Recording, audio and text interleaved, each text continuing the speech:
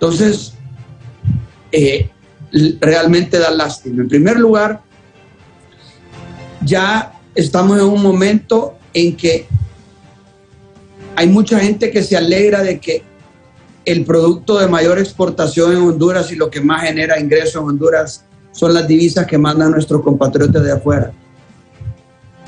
Eso nos está dejando un país sin gente joven. La mayoría de las familias del campo se están quedando sin hijos. Los hijos se están yendo para afuera. Ya no hay gente que trabaja en el campo. Ya no hay gente que trabaja en fábricas. Y la gente que se va a estudiar fuera ya no quiere regresar. Entonces pronto vamos a tener un país nosotros que sí va a poder vivir en algún grado de divisas, pero eventualmente van a dejar de enviar esas divisas, porque ya no van a tener a quién enviárselas, porque toda la gente ya se va a haber ido. Unos que se han ido junto con sus hermanos mayores al extranjero y otros que se habrán ido para el cielo porque ya no están en la tierra. Entonces, en ese momento nos vamos a dar cuenta de que nos va a quedar un país vacío, un país que no va a tener gente joven. No va a pasar como en los países de Europa, que llegaron a haber momentos, obviamente allá por otras razones, allá la gente decidió no tener hijos en algún momento y empezaron a bajar la población y llenarse de gente mayor. Entonces, si en Honduras nosotros no le bajamos un par de rayitas, como dicen, a la confrontación y no desarrollamos un plan de nación, no hay forma alguna que nosotros podamos tener un futuro adecuado, ¿no? Yo creo que sí, Daniel, y en esto es bueno profundizar, porque vemos con suma preocupación de que lo que se está estableciendo es la oclocracia, o sea, el gobierno de las calles, de la muchedumbre, porque todo lo impiden y las reacciones son hasta con el mismo gobierno de los cuales sus partidarios hacen reclamos y protestas. ¿Por qué? Porque hay políticas que se han seguido conforme a promesas y las promesas muchas veces van cayendo en la desesperación de la gente.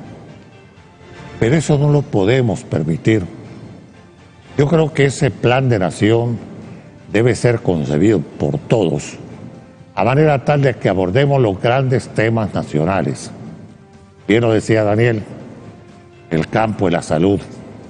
Concitar a todas aquellas instituciones que están involucradas en el campo de la salud. El Ministerio de Salud como el responsable de dirigir la política del Estado en el campo de salud. Pero ahí está el Colegio Médico, ahí está el Colegio de Enfermeras, ahí están sindicatos también que pertenecen a las instituciones del Estado que son manejadas en los hospitales y en algunas clínicas que son públicas. Deben de estar también ahí porque hay veces que vienen reclamos y hay veces que hay que atenderlos precisamente en el campo de la salud, no en el campo político, en el campo de la salud. En educación pasa lo mismo. Ahí deben de estar los docentes, ahí deben de estar los padres de familia, ahí debe de estar toda la gente que esté involucrada en el campo de la educación. Yo creo, Daniel, que esa idea de ustedes como jóvenes empresarios, hoy escuchaba a Eduardo Facusé, que es de la Cámara de Comercio e Industrias de San Pedro Sula, con una plataforma igual a lo que hoy estamos hablando, que no podemos percibir un país que esté en la relajocracia. No puede estar esto así.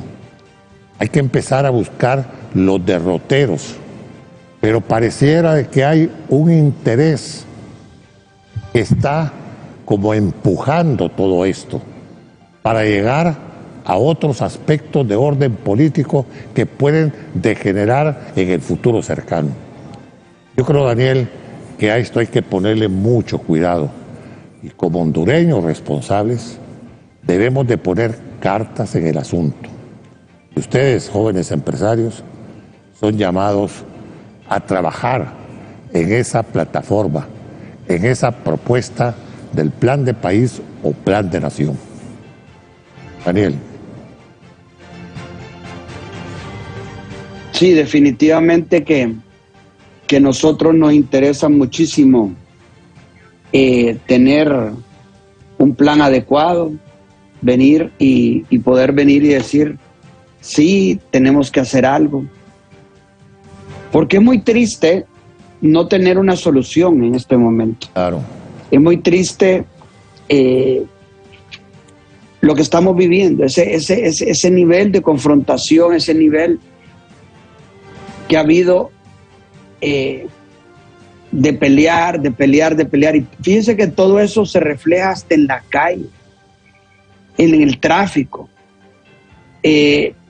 Aquí nadie le da la pasada a nadie. Aquí todos quieren ir más rápido que el otro, la gente se mete, no hay ninguna. Mire, yo siempre lo he hecho como chiste, ¿verdad? Y he dicho yo, pues, o sea, ¿cómo es la mejor manera de educar a un hondureño? Y digo yo, educar a un hondureño cuesta $600. $150 conseguirle la visa americana y $450 el pasaje. En cuanto esa persona pone su pie en Estados Unidos, ya está educado. Ya no se le mete a los carros, ya cruza la calle por donde es, ya no tira basura, ya se porta ejemplar, un comportamiento ejemplar. ¿Por qué pasa eso? Porque es un país donde si usted infringe la ley, tiene su castigo, no importa quién sea. Y en Honduras no hay una ley.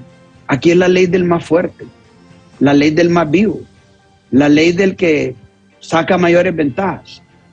Y nosotros no podemos seguir viviendo de esa forma. Nosotros en la Cámara de Comercio e Industria de Tegucigalpa, uno de los planes que tenemos también es crear mucho emprendedurismo. Es meter dentro de el sistema escolar de Honduras, y esto lo hemos hablado pues ya con el ministro del Trabajo, incluso con el ministro de la SAR también, porque debemos de hacer una alianza en que todos los colegios den clases de educación financiera, de educación de flujos de efectivo, contabilidad básica, educación fiscal. Aquí la gente debe ser educada fiscalmente para que pague sus tributos como debe de ser, que contribuya con el Estado en la medida que debe contribuir de acuerdo a las utilidades o rentas que está percibiendo. Aquí todos debemos de pagar el impuesto que debemos de pagar. Nadie debe pasarse de vivo y no querer pagar el impuesto. El castigo debe ser duro. Las personas deben de pagar sus deudas, deben honrar sus deudas, a los trabajadores deben de pagarle lo que deben de pagarle. Tenemos el gran problema de la informalidad. La informalidad hace que no haya pago de tributo, que no haya pago correcto de empleados, que no haga pago correcto a instituciones financieras, etcétera, etcétera, etcétera. No son ni sujetos de crédito. Entonces, la informalidad es un gran problema. Entonces, ¿por qué fomentar la informalidad?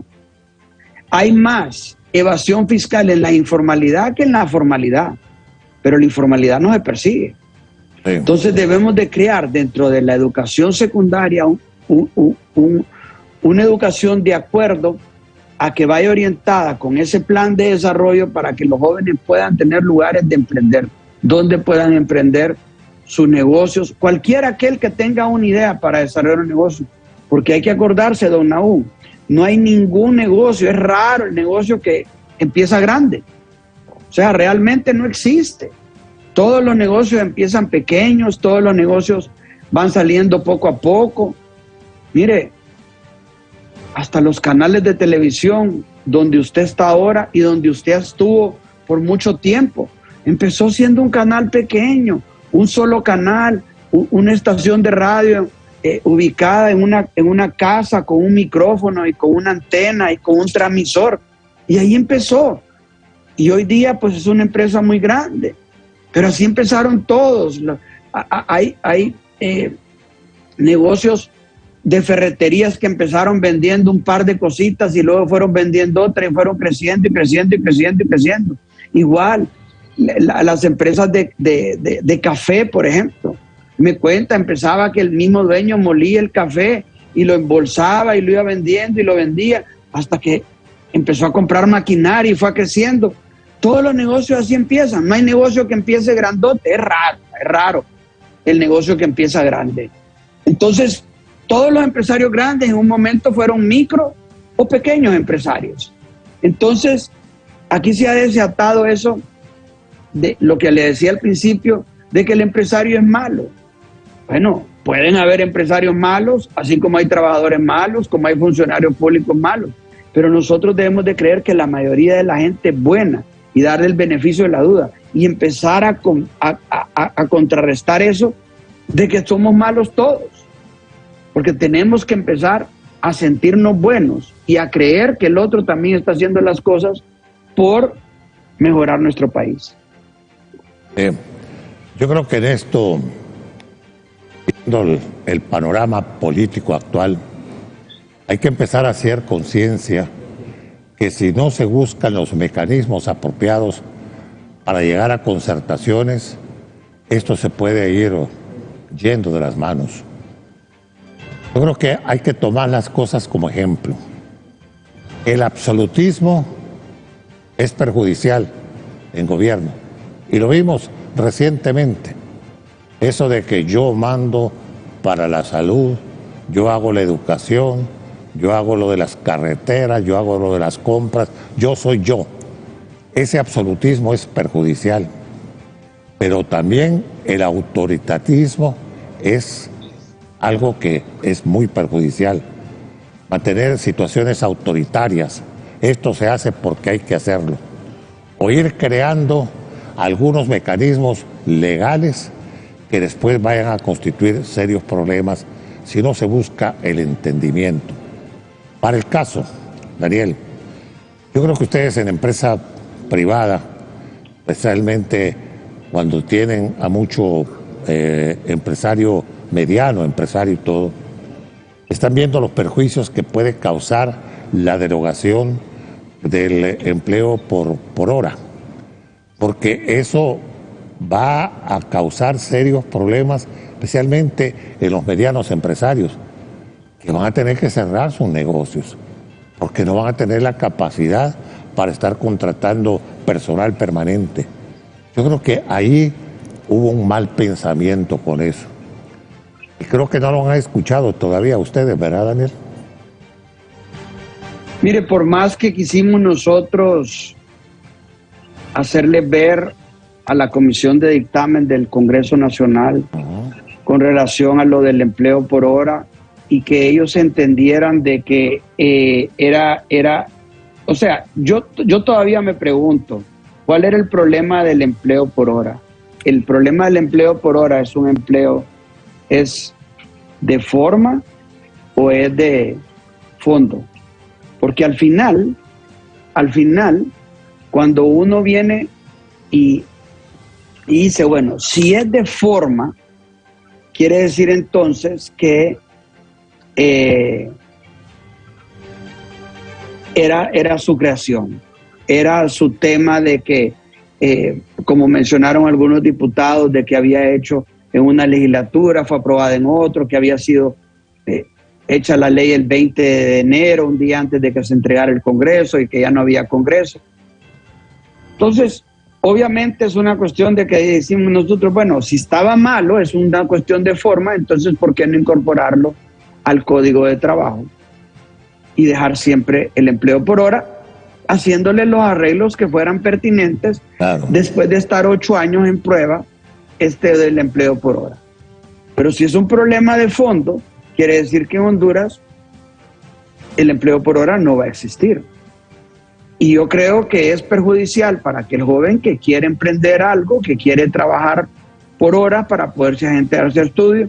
Entonces, al final, el empleado, al final, los posibles empleados que puedan trabajar por hora se van a dar cuenta que no existe ese empleo por hora.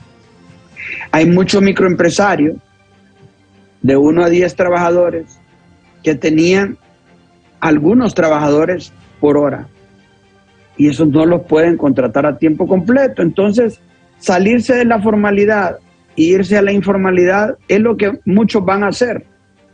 Y eso lo que va a generar es menos tributo, que paguen en una forma diferente a los trabajadores, o que empresas no se quieran constituir porque no tienen la opción de trabajar por horas. Entonces, no se hacen los análisis de acuerdo a las circunstancias y a las realidades del país. En muchos países del mundo, el empleo es por hora. Y si el empleo es por hora, es que debe de funcionar. Pero no, aquí en Honduras decimos que el empleo por hora no es bueno. En algún momento dicen que es devolverle la dignidad al trabajador. Entonces yo pregunto, ¿y es que trabajar por hora no es digno?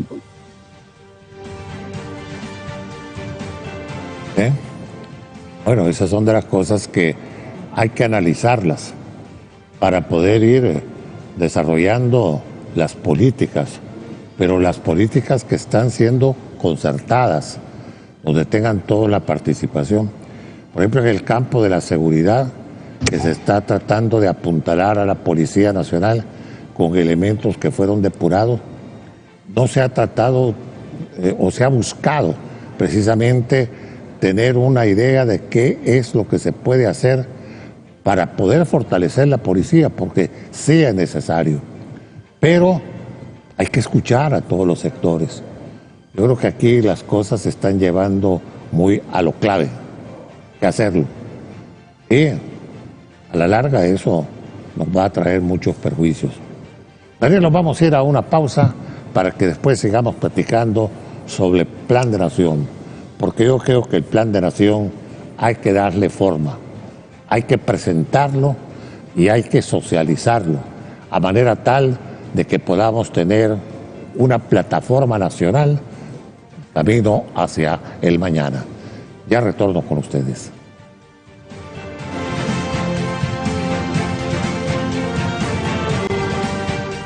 Daniel Fortín, me gustaría que habláramos sobre este Plan de Nación o Plan de País, porque esto puede ser una propuesta que puede hacer el sector empresarial, pero hay que buscar quién va a ser el interlocutor en el gobierno, porque para esto se requiere que exista un compromiso gubernamental para poder empezar a trabajar en las diferentes áreas.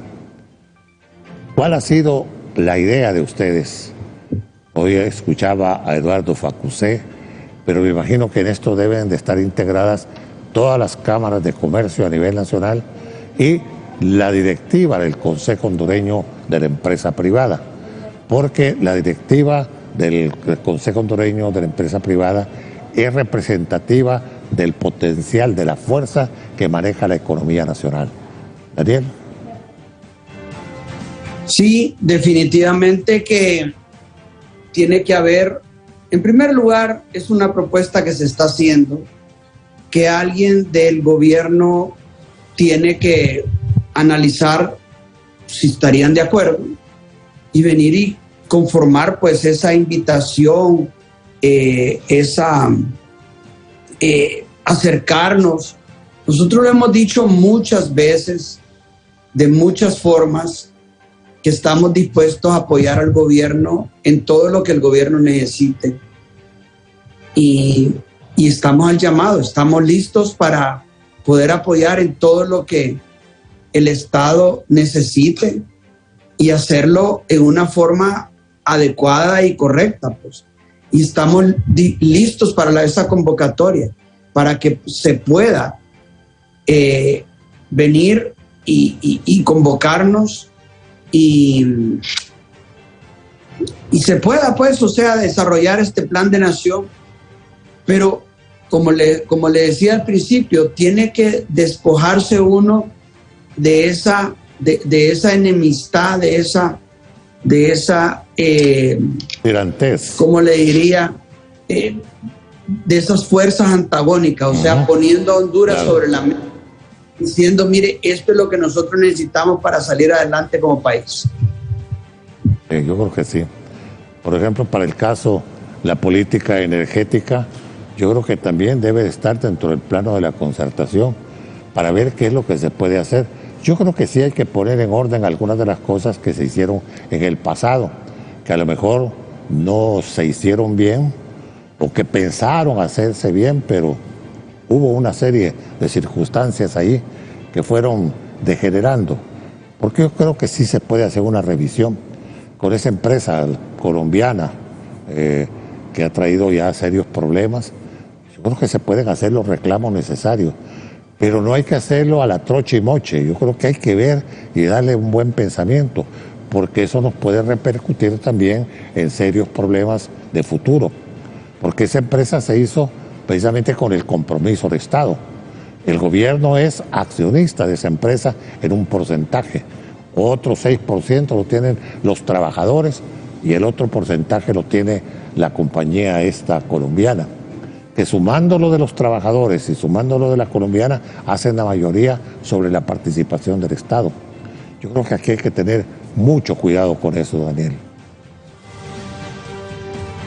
Sí, pero mire, ahí entramos en otro tema, porque yo pregunto, ¿cuál es el problema de la ENE?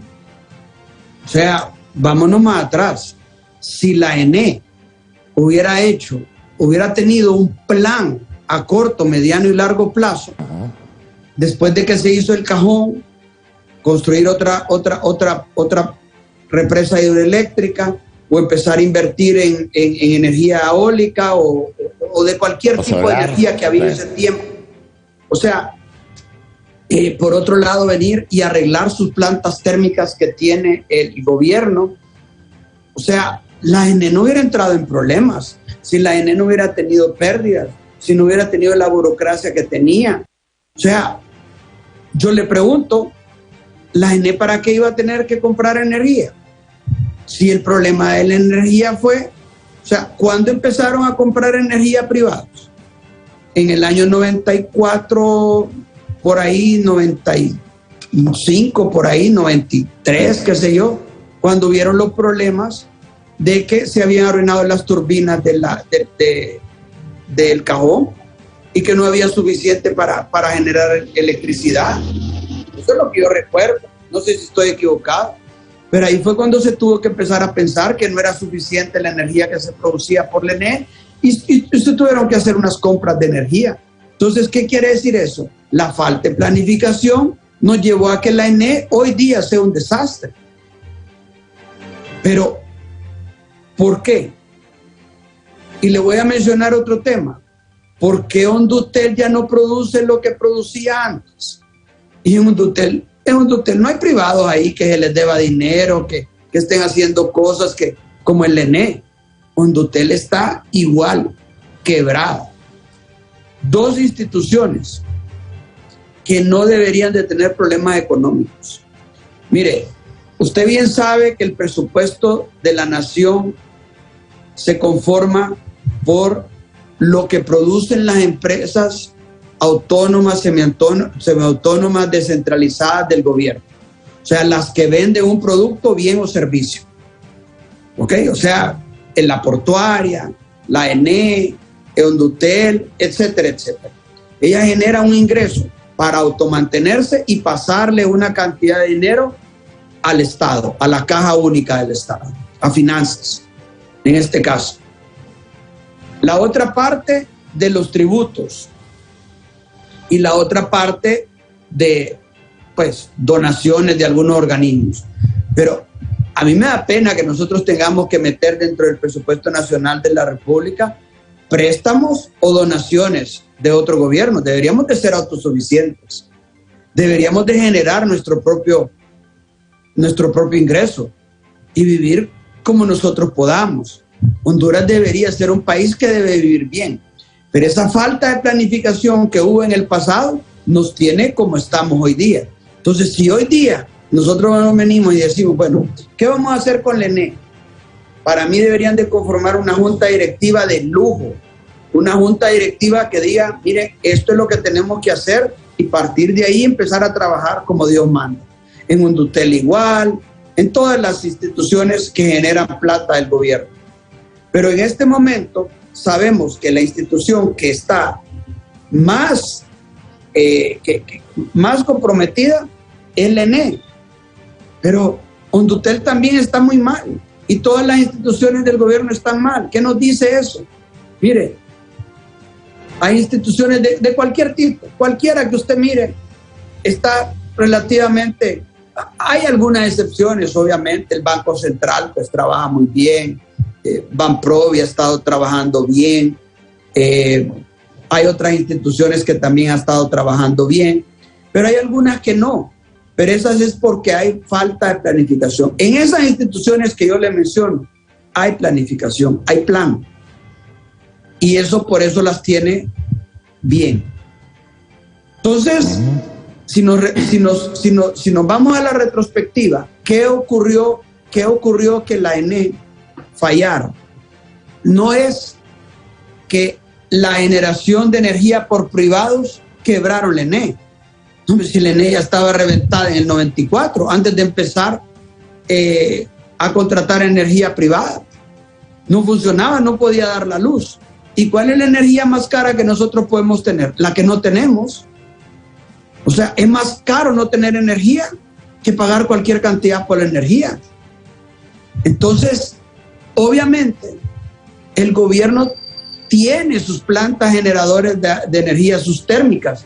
¿Por qué no las hace funcionar? ¿Por qué no las pone a andar? ¿Por qué no las arreglan y vienen y compiten y dicen, bueno, el gobierno es dueño de estas plantas, las vamos a arreglar, vamos a poner a vender el kilovatio hora a 1 centavo de dólar o 2 centavos de dólar o 3, 4, 5 centavos de dólar, lo que sea, al costo? ¿Por qué no las arreglan? Entonces, obviamente esa parte, o sea, la red de distribución de la energía quedó en el suelo.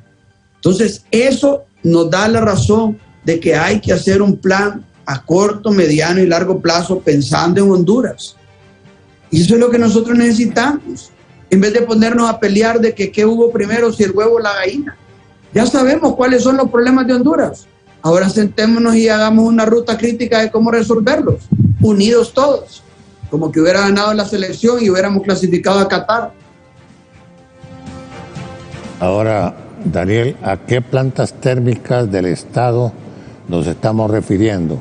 Una de ellas puede ser la de La Ceiba, que no está trabajando la de La Ceiba. Yo creo que hay un par de plantas que no están trabajando. Ajá. Porque esas sí son generadas con combustible, ¿verdad? Pero que estuvieron un tiempo fuera de servicio. Ahora, lo que está pasando también, Daniel, es que esto de la generación de energía con las plantas térmicas, las generadoras, las que le venden al Estado, la energía eléctrica la distribuyen, los costos se les han ido para arriba con los valores del petróleo, ¿no? Sí, yo me imagino que sí. Yo me imagino que el precio del combustible, del aumento del precio del petróleo ha venido a complicar el asunto. Pero el tema no es originalmente, o sea, lo que digo yo es, ¿por qué no venir y decir, miren, cuál es el problema del ENE y sentarse las personas que le entienden a eso, pero sin pelear, sin acusarse de que unos son los malos y otros son los buenos y que he hecho esto mal y que se ha hecho? Ya sabemos que no se hicieron las cosas bien, porque si la ENE, como le vuelvo a decir, hubiera funcionado adecuadamente desde su origen hasta hoy, sería una empresa estatal muy solvente, igual que Hondutel. Entonces, yo creo que todavía se pueden rescatar estas instituciones. Pues, o sea, imagínense que tiene un mercado, la ENE tiene un mercado, o sea, monopólico, pues, o sea, nadie más puede venderle energía a los ciudadanos. Pues.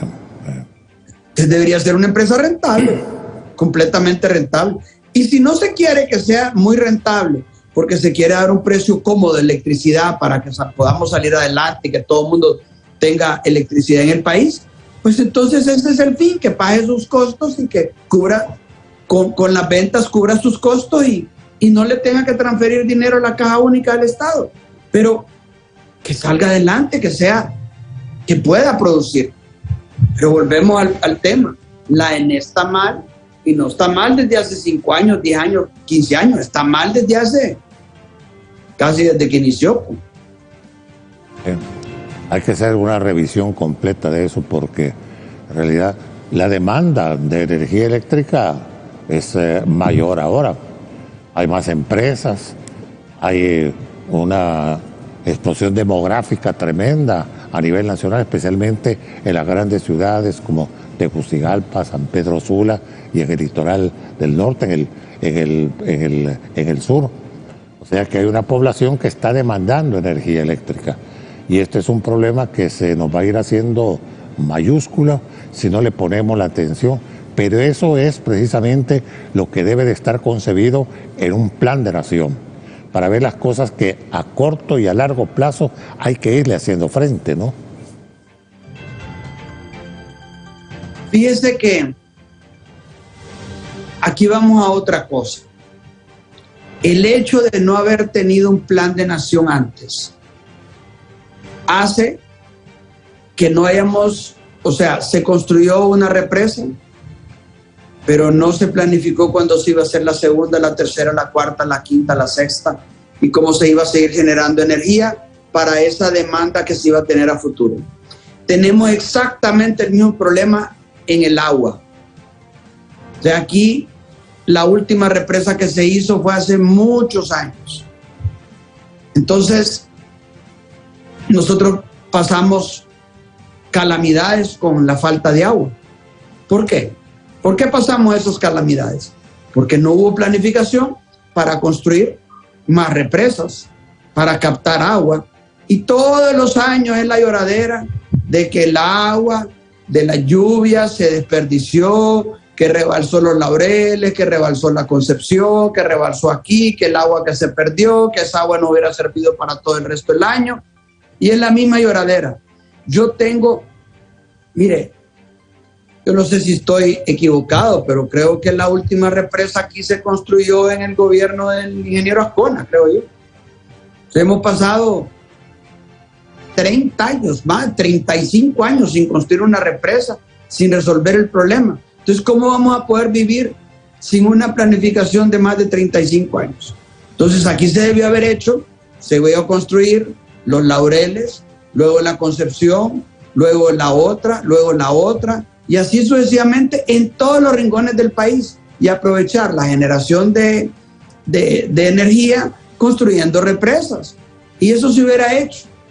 Y si eso se hubiera hecho, no tendríamos los dos grandes problemas de dos cuestiones vitales para poder salir adelante. Imagínense usted lo que es estar sin agua y sin energía eléctrica. O sea, es vivir en la edad de piedra. Es vivir, o sea, calamitosamente. Entonces, eso lo hemos heredado igual por no tener un plan de nación.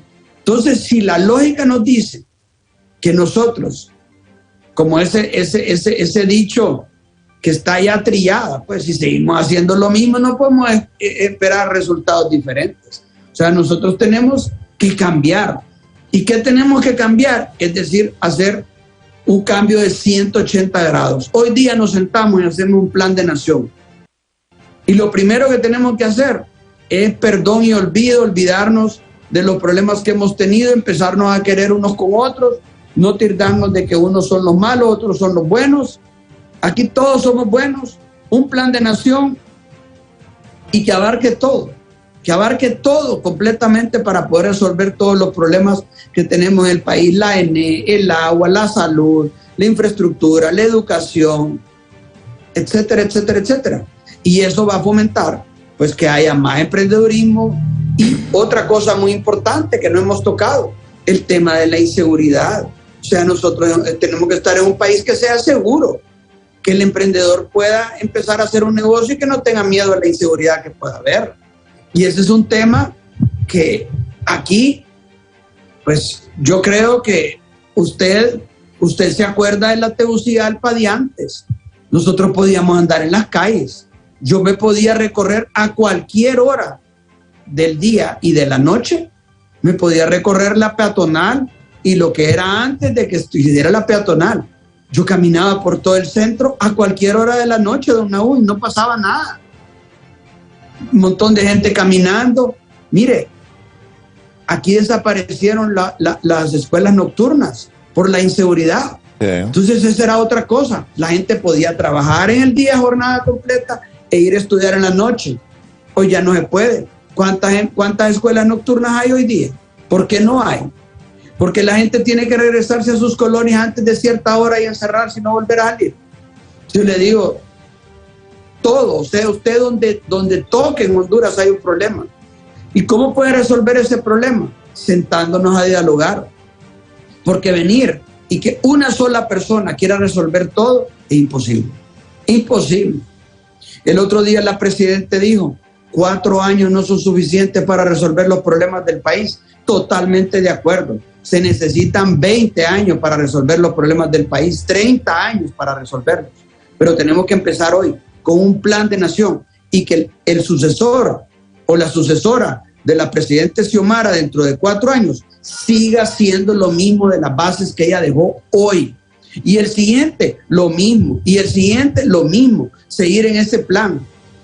Si el Partido Libre consigue quedarse en el poder 8 años, 12 años, 16 años, construyendo un plan de nación, qué bueno, haciendo que Honduras sea bueno y que Honduras salga adelante y que seamos un país próspero y rico.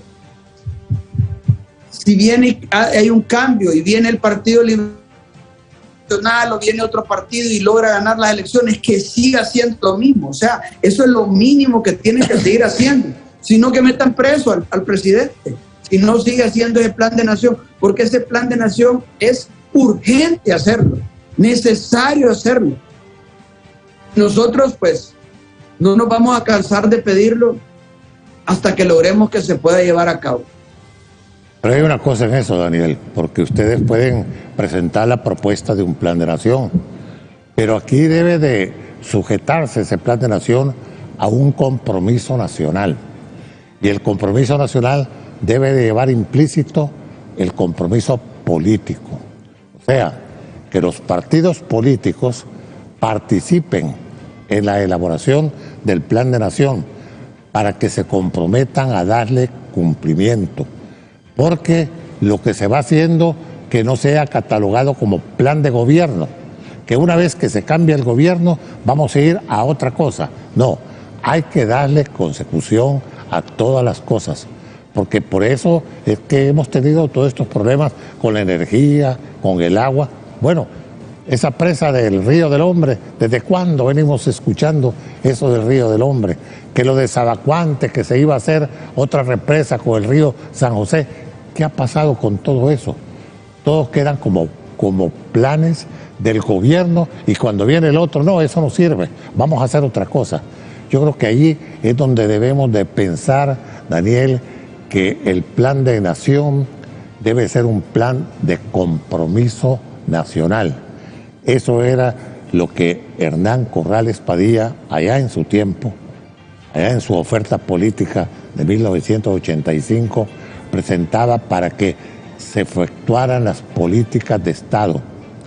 Que el gobierno que llegara a trabajar, pero que si venía otro gobierno de otro partido, continuara con esas actividades gubernamentales.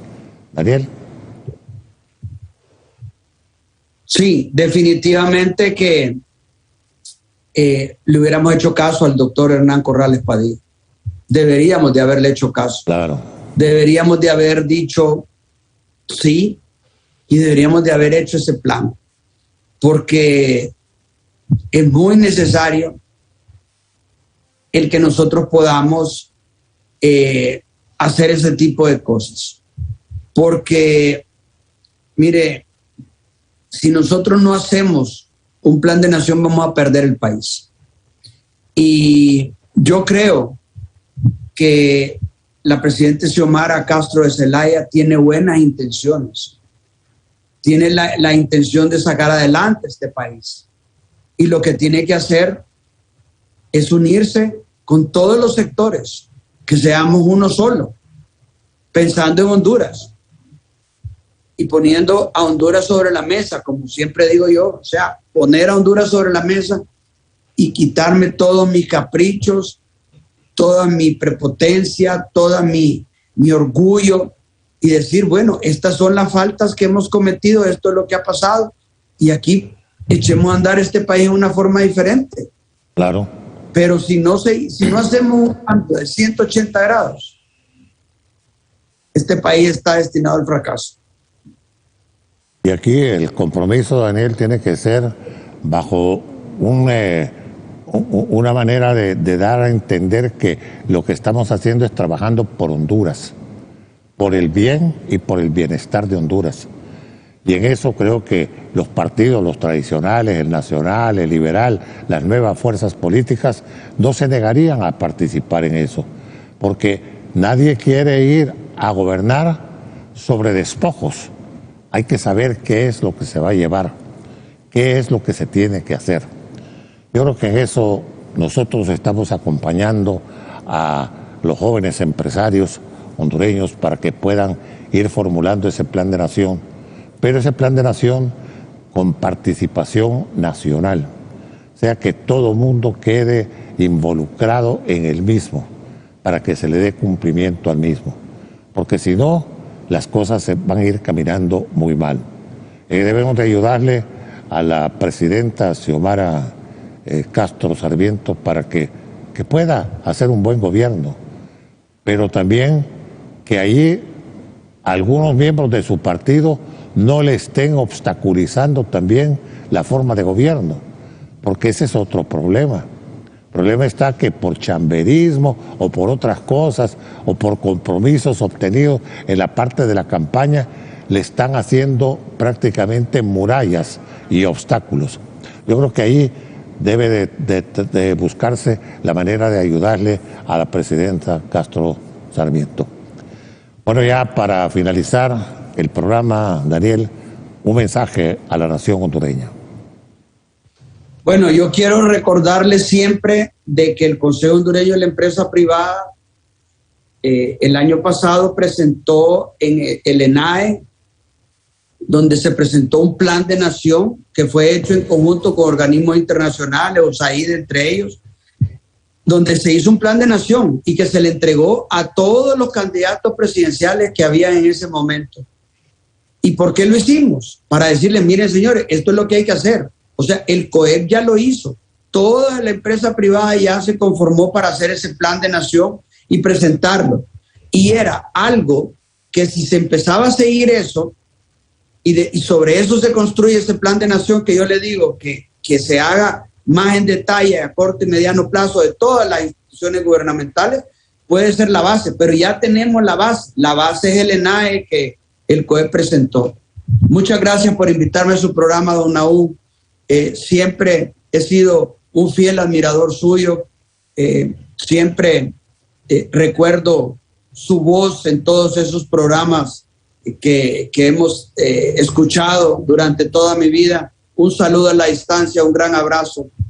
Un saludo muy cordial, mi afecto siempre. Igualmente, Daniel, hago en el recuerdo a Conchita Chacón y a Daniel Fortín, los padres de Daniel, a quienes conocí allá en mi tiempo, allí en las casas, ahí en la Plaza Central, donde podíamos salir a caminar sin ningún problema en aquel entonces.